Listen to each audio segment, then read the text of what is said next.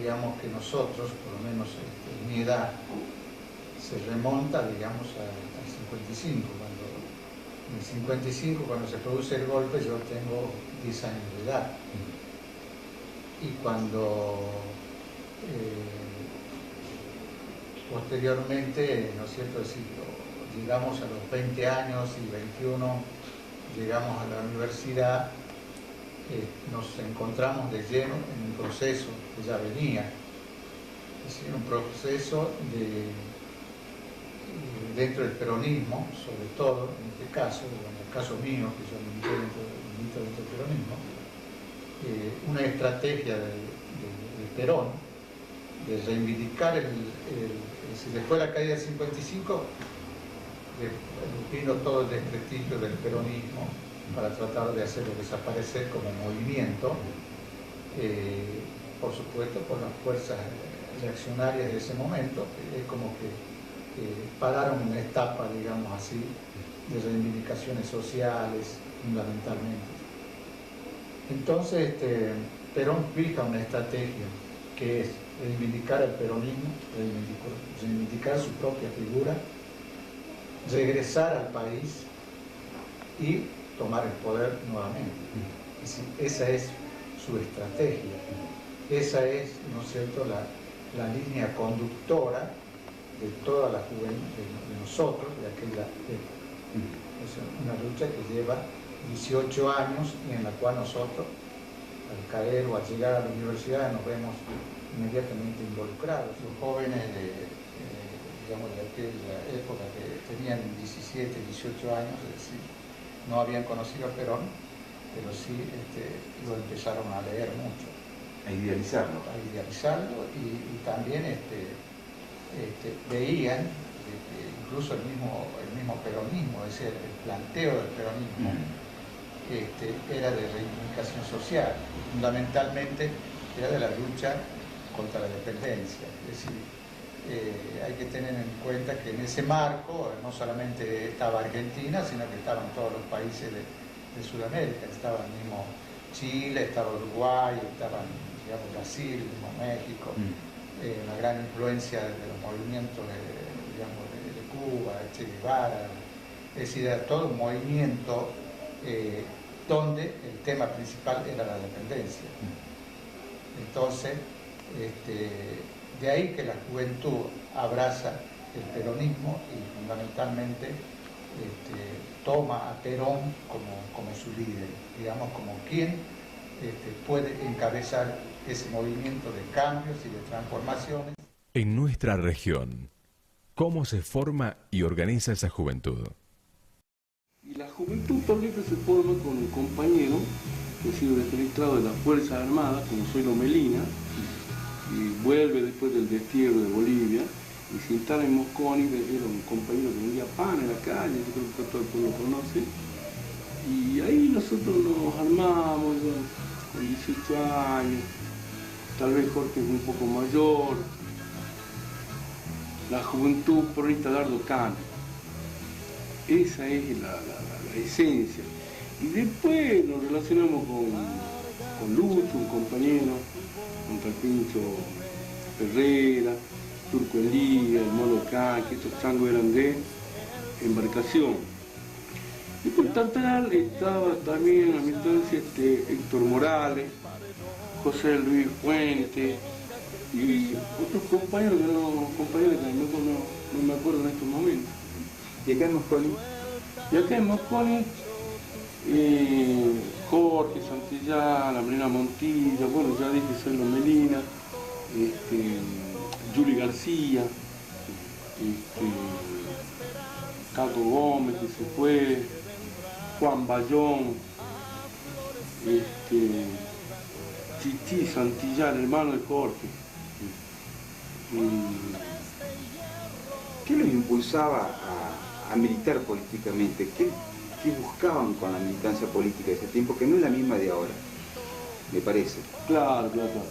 En realidad nosotros lo que queríamos era, mirábamos, suponete vos, un mundo mejor, un cambio. Queríamos que no sean los gremios, los que dominen, porque eran los dominadores no solo del país, porque sino de toda la economía. Pero los gremios también eran peronistas. Pero había una diferencia ideológica, porque ellos eran verticalistas y nosotros éramos de izquierda, marcada diferencia. Porque la prueba está de que todos los gremios se han entregado y han vendido el país. Si no, no sería así. No, este proceso se da en todo el país, obviamente un poco, y lo tenemos que recordar y traernos en el tiempo, la generación nuestra y la generación de los muchachos, esos que estuvieron enrolados en diferentes líneas de lo que es el Partido Justicialista, un poco lo hicieron influenciados por Juan Domingo Perón, porque Juan Domingo Perón en sus mensajes de España, que yo lo he visto a ese mensaje en el SUPE, en una oportunidad que había mucha gente, y era gente digamos, de la juventud. Les decía de que la Argentina marchaba hacia el socialismo, es decir, que era fuera del contexto de lo que pensaba ideológicamente Juan Domingo Perón, que hablaba de la tercera posición. Es decir, que también los impulsaba un poco a la rebelión, a la lucha, porque les decía de que si él tuviera 20 años menos, andaría tirando bomba. Este es un proceso que se genera dentro del justicialismo, y vos sabés bien que yo no soy justicialista, lo estoy viendo en una óptica completamente separada de lo que pensaban internamente. Vos sabés que yo pertenezco a la Unión Cívica Radical. Y se fue dando estas circunstancias.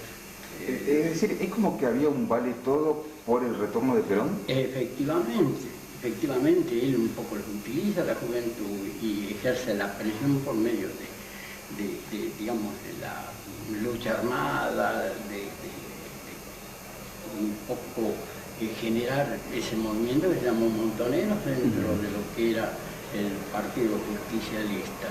Y se dan dos posiciones ideológicas completamente separadas. Después vos ves que al pasar y transcurrir el tiempo también se genera dentro del justicialismo lo que era la represión a esa juventud que se había forjado dentro del justicialismo, como fueron las 3A, que fue un elemento que se emprende. Esa es la parte de toda la bandera, al menos de nuestra juventud peronista, del departamento de San Martín, Embarcación, Moscón y tal. Siempre nosotros hemos levantado en el Congreso en Tucumán: Perón evita la patria socialista. Y los gremios que tenían su juventud pagada, Perón evita la patria peronista. O sea, un marcado verticalismo. Nosotros ya teníamos diferencia en el canto, en el arranque. El proceso político-social que se venía dando en nuestro país y en toda América Latina va a confluir con el movimiento intelectual que tiene su epicentro en las universidades. Se produce la mayor generación de conocimientos sobre lustras realidades, de sus posibilidades, de sus limitaciones, de las ideologías y las formas de dominación que se dieron en nuestros países. Esto se va a reflejar en la recién inaugurada sede regional de la Universidad Nacional de Salta. Yo terminé mi secundaria en el año 72 e ingresé en el año 73, por aquel tiempo.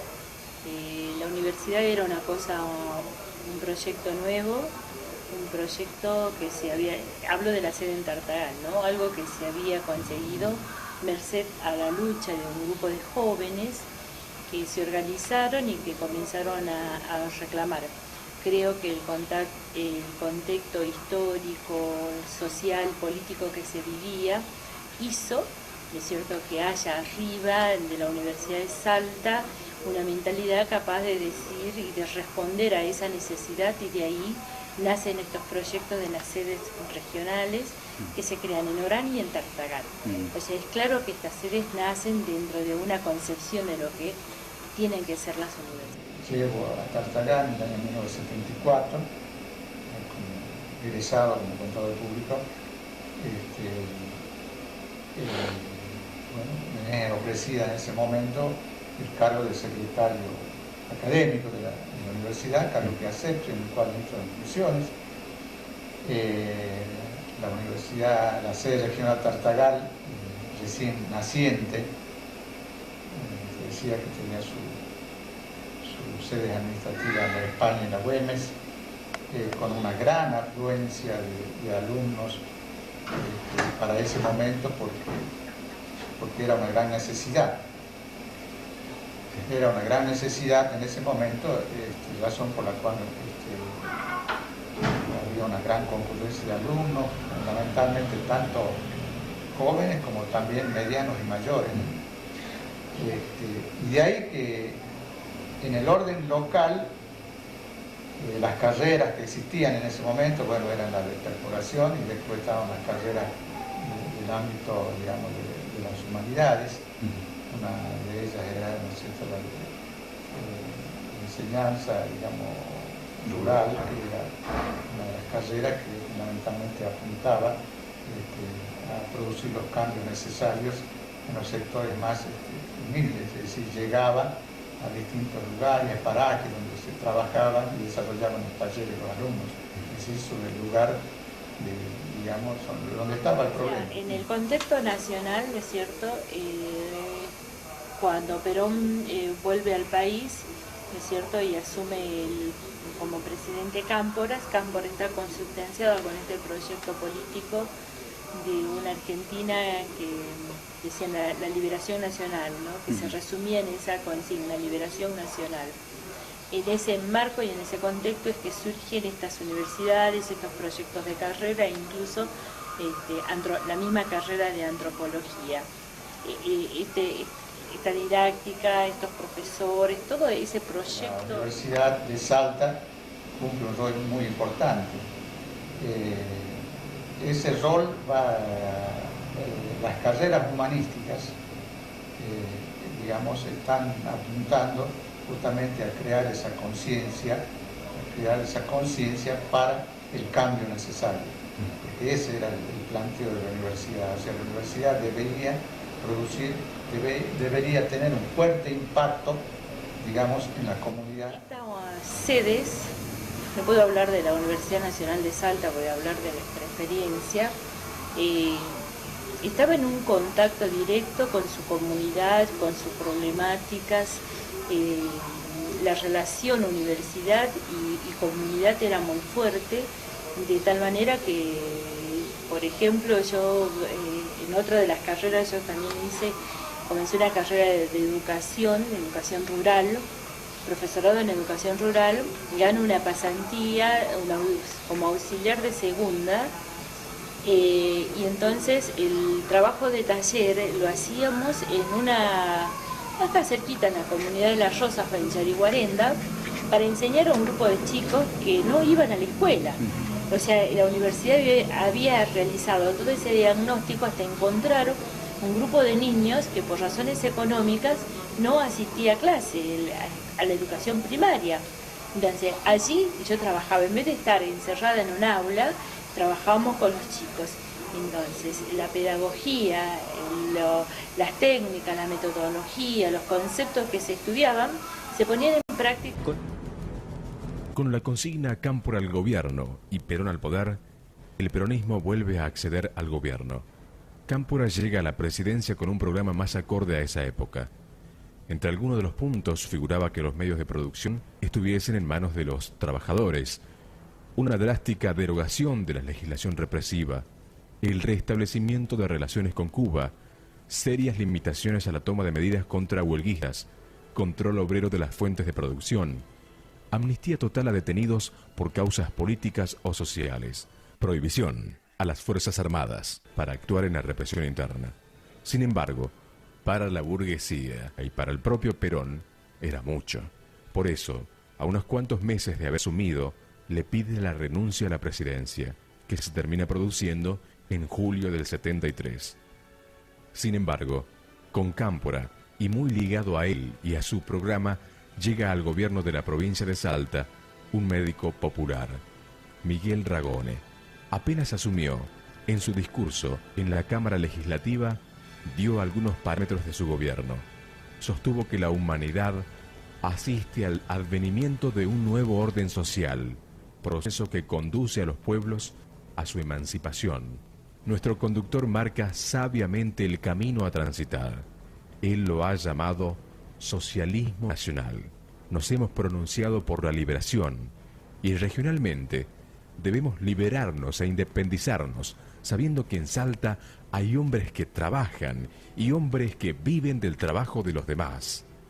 Pero lo que va a resultar más indigerible para la burguesía salteña acostumbrada a manejar a su antojo no solo a los trabajadores, sino también a los sindicatos para su propio beneficio, es la política en materia laboral.